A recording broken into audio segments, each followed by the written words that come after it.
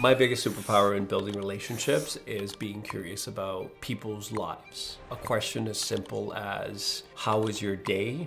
Can be reworded as, what did you want out of today? Don't ask the what, ask the whys and the hows. Over my years of business, I've had the pleasure of working with many different personalities and many different business people, specifically realtors. And there's a difference between successful realtors and the not so successful ones. And I need to tell you a story here about the not so successful ones. The biggest fault in their business is they treat a client as a transaction, not as a person. Because they're not curious, they're not able to build rapport and connect with the client. I've had calls with realtors where they'll call me up and say, hey Harsh, I have this client and they want to buy a house.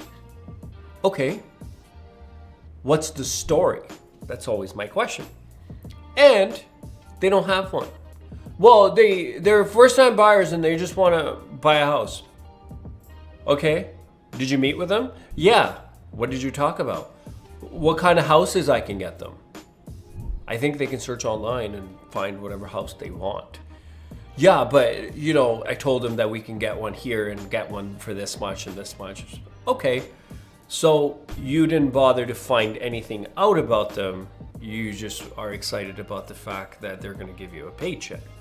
The disappointing part in that conversation is someone's trusting you with you finding them a home and you didn't even bother to ask what they're looking for. Just simply present them the options. It's no different than them looking at a catalog and going, I want this. The importance of asking the right questions, being curious to discover the needs, the wants, and the preferences of a client helps you not only just in your business, but to build better and deeper relationships. So the realtor says, they just want to buy a house. I said, okay, no problem. I will give them a call.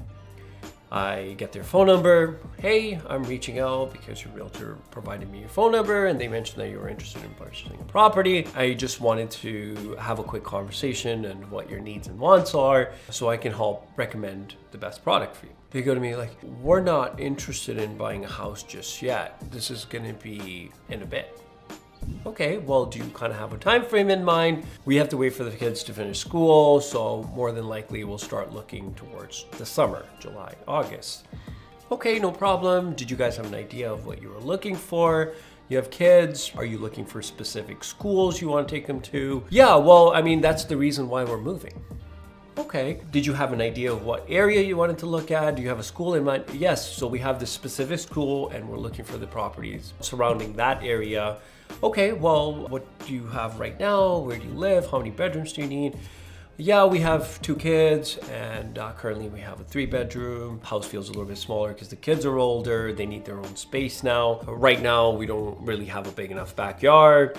Okay, no problem. I go more into it. Okay, well, what's your budget? Oh, we won't go past $1 million. Okay, well, your budget's $1 million. The area that you're specifically looking for might be a little bit more expensive. Did you have any alternatives? Is there another school that you were possibly interested in or area where you potentially wanted to move? Yeah, well, we also were considering moving closer to our parents. Okay. How are your parents? How old are they? Any specific reason moving closer to them? Yeah, they want to be closer to the kids. They're getting a little bit older. Both of them are retired. And the conversation that started with them wanting to buy a house turned into a conversation of the parents are too old to live on their own.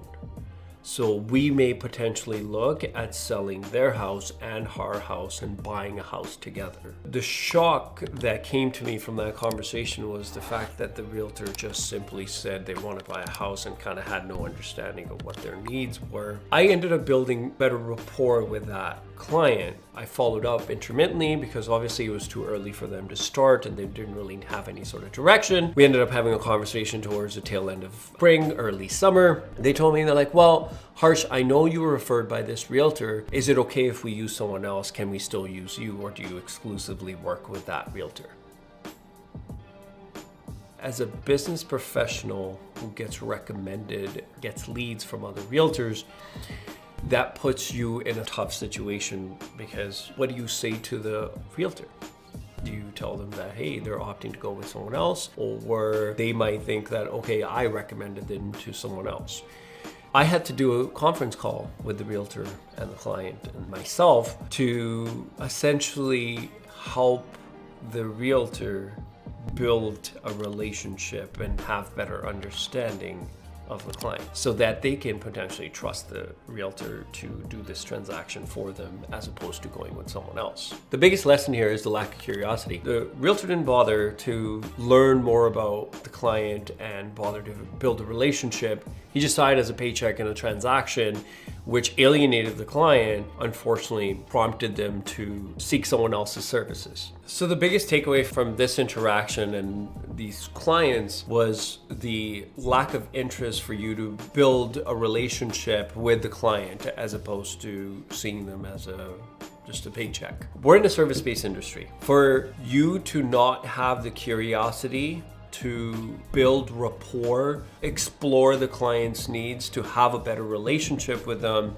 sets you far behind anyone that's remotely interested in them as an individual, not them as a client. Once you build a rapport and a relationship with the client, you've earned their trust, and it's a lot easier to be able to guide them to the right decision for them and their family. The best way for you to build rapport and a relationship with a client is simply to be curious. Curiosity should never originate from a place of what can this person do for me, as opposed to what I can do for this person. For you to build that rapport, you need to have an interest in their life. People love talking about themselves. It's a universally accepted truth about humans.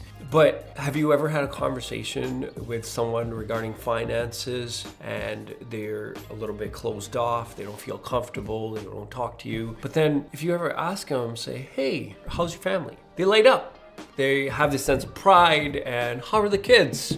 Oh, they will ramble on about days. Once you've built that comfort, they feel safe and they understand that you have a genuine curiosity about their life and you're not there to judge them, but more so to advise them and guide them. My biggest superpower in building relationships is being curious about people's lives. A question as simple as, how was your day?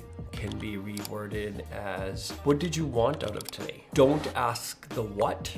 Ask the whys and the hows. When you treat a client as a transaction, you turn them into a number. When you turn them into a number, you dehumanize them.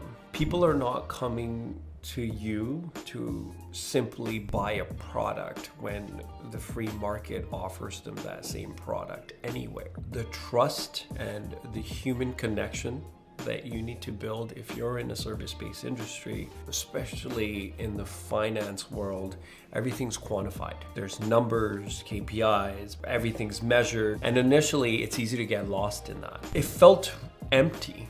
It felt repetitive. Every transaction felt the same. About a year into this industry, I had a client. It was a little bit of a challenging process. Credit was a little bit tough. They didn't have enough money. They wanted to buy a house because the family had outgrown their rental, and the landlord told them that, hey, you guys got to leave. You're too big of a family. You know, we went through a very arduous process to help them get their financing. The client goes to me. He's like, hey, why don't you come pop by? We just want to say thank you. Pop by for a coffee. A couple of days after the closing, they were still in the process of moving, but I call them up, say, hey, are you guys at your new place? They're like, yeah, we're just here, but we're just cleaning. You can come by. No problem. I pull up to the driveway, and right through the front window, the wife has a Windex bottle in her hand and she's cleaning the glass. And as soon as I pull up, she makes eye contact with me and she has the biggest smile on her face. And she just goes, and I get out of the car, I walk into the house, and as soon as the door opened, the kids are running around and the wife is cleaning and the husband's carrying stuff up and down the stairs. And he goes, hey, how are you? And just that moment, that one glimpse into their life of the impact that I had, humanized everything for me. I didn't realize what we were doing or what I was doing until I walked into that situation. And to realize that you've changed someone's life by this service allowed me to see the impact that I have in the work that I do.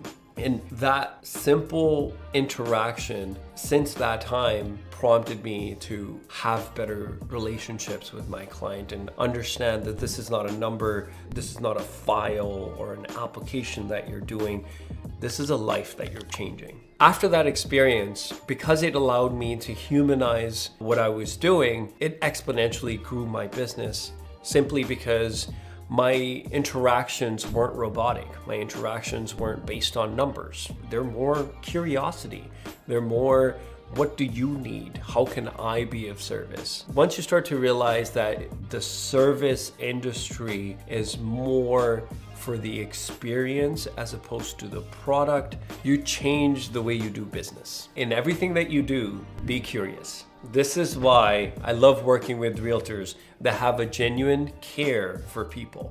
Someone like Pat, who has a genuine interest in people's lives. He recently called me up and said, hey, this is our old client of ours. Our parents are looking for some assistance. Can you please have a conversation with them? What's the story? Parents are a little bit older. They currently live in Oshawa. The previous client of ours, she's up in Barrie. They want to move their parents closer to them as the parents are getting older and want to make sure that they're around. The parents need a little bit of assisted living, so we're moving closer to this. Their priority is also to be in the vicinity of a hospital. Their kids can't be too far away from their home. We had a 20-minute conversation just about the client's life. In that conversation, we did not talk about any numbers. It was simply just sharing the wants and the needs of the client.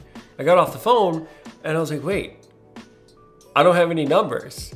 So I had to call them back and I say, hey, I need to know how much they're selling their house for, how much they're buying for, and what the finances are. He's like, oh yeah, so just roughly, these are the numbers.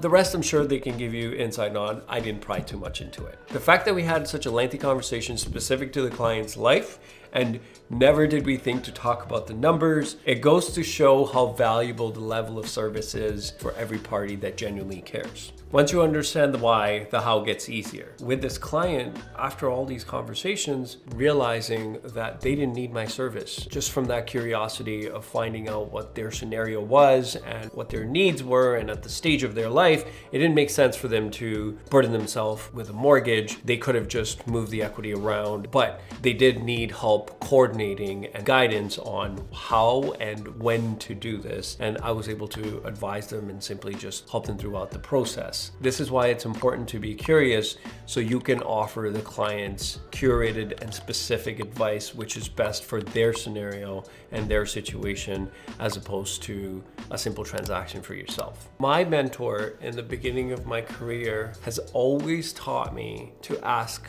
more questions and to ask the right questions. In the beginning of my career at the age of 23, you don't realize how important asking the right questions is. For you to ask the right questions, to discover the why is everything. Thank you guys for watching the video. If you learned anything from this video, don't forget to like and subscribe, and I'll see you in the next one.